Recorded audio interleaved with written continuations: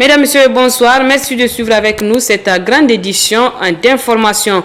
Nous ouvrons ce journal avec ces images d'un corps sans vie retrouvé ce matin à la devanture de la grande mosquée de Niamey. Il s'agit d'un homme ligoté, pieds et mains liés, mortellement battu avant d'être jeté en ces lieux. Pour l'heure, l'on ignore l'identité de l'homme ni celle de ses présumés assassins. Arrêté, la police s'est aussitôt rendue sur place. Une enquête a d'ores et déjà été ouverte pour déterminer les circonstances réelles de la survenue de ce crime en plein centre-ville. Cela dit, le ministère de la Renaissance culturelle a organisé hier après-midi une cérémonie commémorative de la disparition de l'artiste musicien El Hadj Taya. C'était dans les locaux du Centre de formation et de promotion musicale CFPM Taya de Niamey. Plusieurs invités ont marqué la commémoration de cet événement riche en émotions. Le compte rendu de Rekia Gomandakoy. «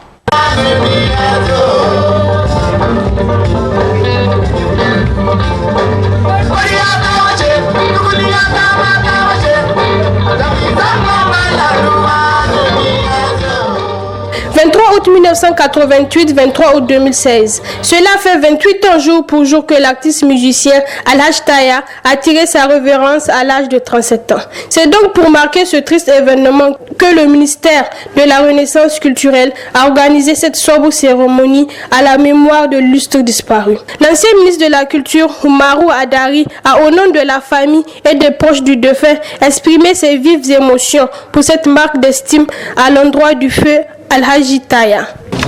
El Hadj Taya n'est pas mort, mais plutôt absent. Car il est présent dans tous les cœurs. Il vit dans tous nos cœurs. Il est dans toutes les mémoires. Il est dans les cœurs de tous ses parents, dont certains se trouvent parmi nous. Il est dans les cœurs de ses charmants enfants et de sa tendre épouse. Il est dans le cœur de ses nombreux amis. Il est présent dans les cœurs de ses innombrables fans et de ses frères artistes devenus orphelins.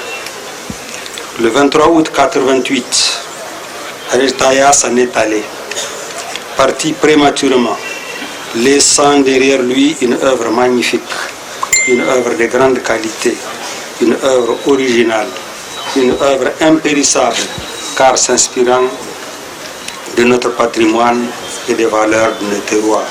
Ça n'est ensuite suivi d'une séance d'animation musicale et des témoignages des proches et des amis du défunt.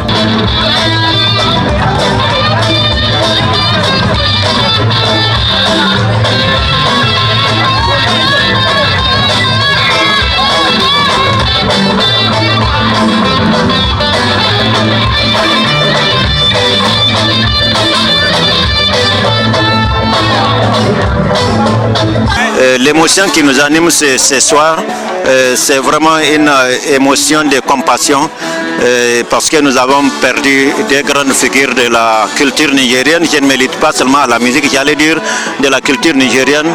Le fait El Hadj Taya, donc le 23 août est la date anniversaire de son décès. Nous avons couplé, n'est-ce pas, donc à l'anniversaire du décès de Taya, le baptême du musée des instruments traditionnels. J'ai beaucoup, parce que nous on a fait 2 semaines de répétition pour cette fête qu'on ne peut pas, on veut que ça intègre dans les têtes des Nigériens, que chaque année le ministère de la Culture et CFPM et le syndicat et les fédérations des artistes organisent cette fête pour que les Nigériens viennent écouter ce que El Hadj Taya a fait. Certaines, donc c'est la fondation de musique nigérienne, c'est des gens qu'on ne peut pas oublier. Le défunt Taya, moi je l'ai connu personnellement à mes débuts. Je venais à Gaskama pour suivre ses répétitions. Et coïncidence, aujourd'hui je marie sa soeur. El Hadj Kazelma Taya, je marie sa soeur Halima Wagadat Kazelma. Je suis aujourd'hui un Kazelma à travers le mariage. En marge de la cérémonie d'hommage à l'artiste Al-Haj Taya, la ministre de la Communication a profité de l'occasion pour baptiser le musée du CFPM au nom de l'artiste Mohamed Garba. De son vivant, auteur, compositeur, artiste, interprète et directeur du CFPM Al-Haj Taya. Aussi, comme le dit l'adage, les morts ne sont pas morts car ils demeurent toujours dans nos cœurs. Que leur âme repose en paix. Amen. Le bureau exécutif national du syndicat des conducteurs routiers voyageurs du Niger a rendu public ce matin une déclaration de presse. Au centre de celle-ci, l'analyse de la situation née de certaines mesures récemment adoptées par les responsables de l'écogare de Wadata. Aussi, le BEN SNCRVN exige la libération de l'ensemble des véhicules ayant fait l'objet d'immobilisation par l'écogare. Nous y reviendrons au cours de nos prochaines éditions. Une équipe de reportage s'est intéressée ce soir au dysfonctionnement des services de paiement de factures d'électricité via les réseaux de téléphonie. Un problème qui vivent difficilement les usagers qui ne savent plus à quel sein se vouer. Suivez plutôt. Le mode de paiement des factures d'eau et d'électricité via les services des réseaux de téléphonie mobile connaît de plus en plus des failles dans son fonctionnement, créant ainsi des graves dommages aux usagers qui ne savent plus à quel sein se vouer. Face à l'ampleur que prend de plus en plus ce problème, pour lequel de nombreux usagers ont dû régler une même facture plusieurs fois, certains défenseurs des droits humains dénoncent cette nouvelle forme d'arnaque orchestrée par certains réseaux de téléphonie mobile. C'est le système de paiement des factures via M-Kodi ou via RTL, on va dire tout simplement. Quand vous payez votre facture à travers ce mécanisme, maintenant, quelques jours plus tard, vous vous retrouvez à la maison, on a coupé votre électricité. Vous vous rendez à la Nigélec, c'est des problèmes. Vous vous rendez à RTL, personne ne vous prend en charge. Donc, voyez-vous, c'est un mécanisme d'arnaque qui est développé entre la Nigélec et RTL. Parce que le citoyen qui paye sa facture et qui reçoit le SMS de confirmation, lui, il n'a rien à foutre. Maintenant, quand vous partez à la Nigélec, les gens vous disent « Ah, il faut repayer, après on va voir ce qu'on va faire. » Ou bien vous partez à RTL, personne ne vous prend en charge. Donc, voilà, on transforme les citoyens en des non-droits.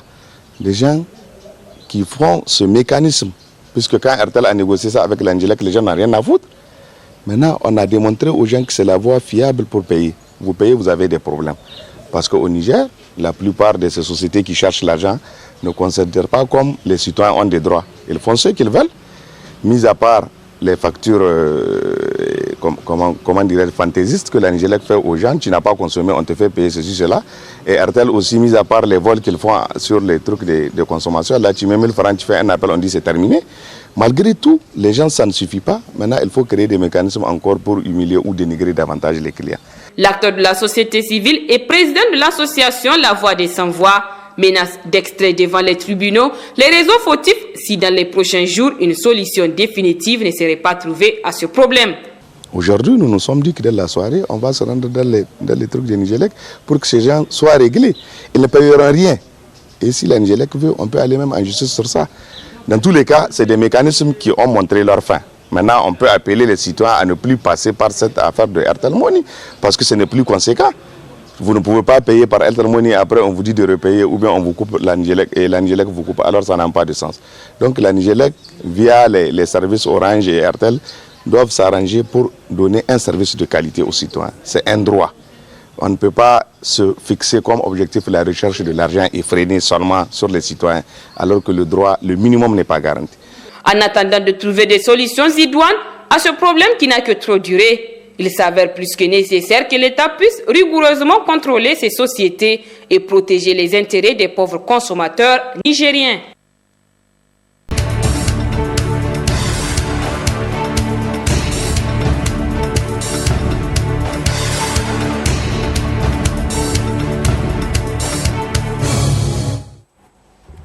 La suite de cette édition avec l'actualité à l'international. Le Parti démocratique de Côte d'Ivoire, fidèle allié du Rassemblement des Républicains, Alassane Dramane Ouattara, refuse de parrainer sa candidature pour les législatives de novembre prochain.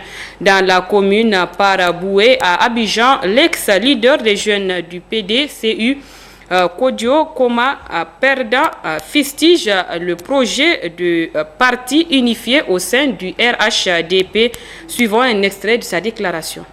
Fond, on nous a toujours fait état d'une révision constitutionnelle, et ce, depuis Marcoussis.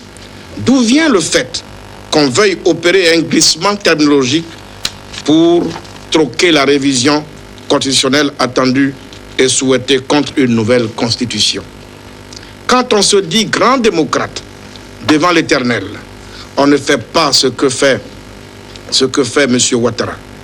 Même le général Guy Robert a mis en place à l'époque, déjà sous la junte militaire, dans un régime d'exception, une assemblée consultative pour l'adoption du texte de la Constitution de 2000. Je suis, moi, pour la révision constitutionnelle prévue par Marcoussis en conformité avec la Enquête sur le meurtre de 2 Français sur l'île de Sainte-Marie à Madagascar se poursuivent. On dénombre désormais 7 personnes arrêtées dans ce cadre. Le procureur en charge de l'enquête s'est prononcé à cet effet. Reportage.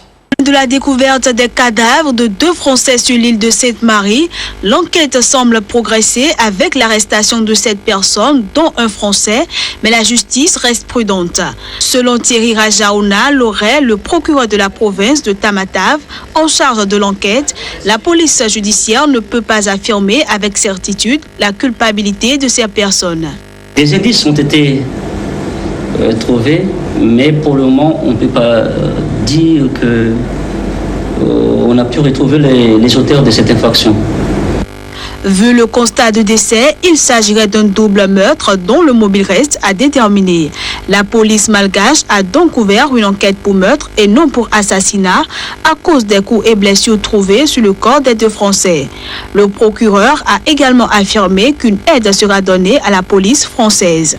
Il y a des situations qui ne sont pas à la portée de la police judiciaire malgache et il se peut qu'on demande l'entraide avec nos collègues de la France ou de la Réunion. En tout cas, nous, on a ouvert une information pour assassinat, mais pas pour meurtre pour le moment. Parce que vu l'état des blessures, donc on a ouvert une information pour assassinat. Direction la capitale de la République démocratique du Congo où l'appel de l'opposition a observé une journée ville morte ce mardi, un mot d'ordre qui a été partiellement suivi. Quant aux autres grandes villes du pays, le mouvement a été ignoré. Les détails.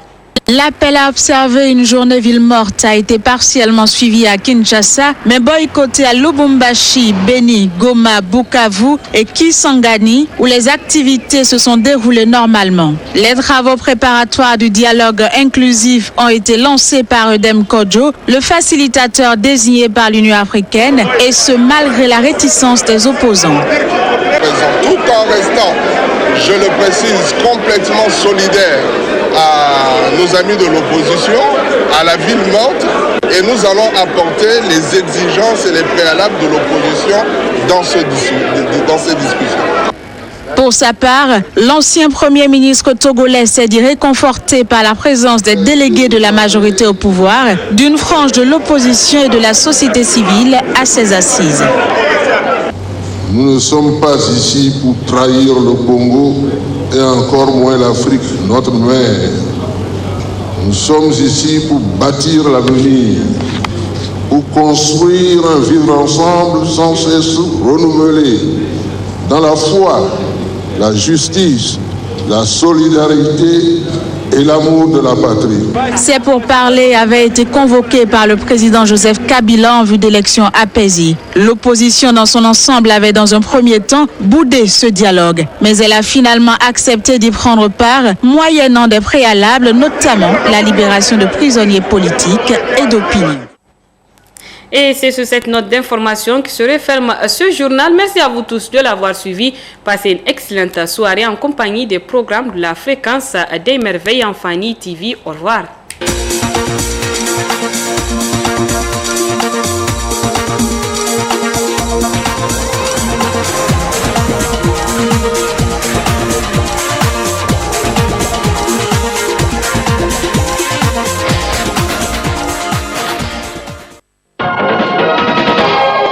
Le journal vous est offert par la Nigérienne d'assurance et de réassurance NIA.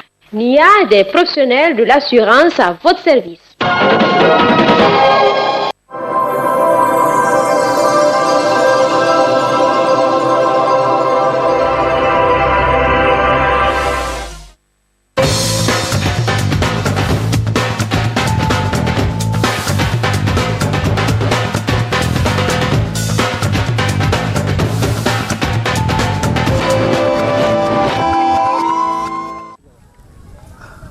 Gwento-Kwara, petit village en périphérie de Niamey.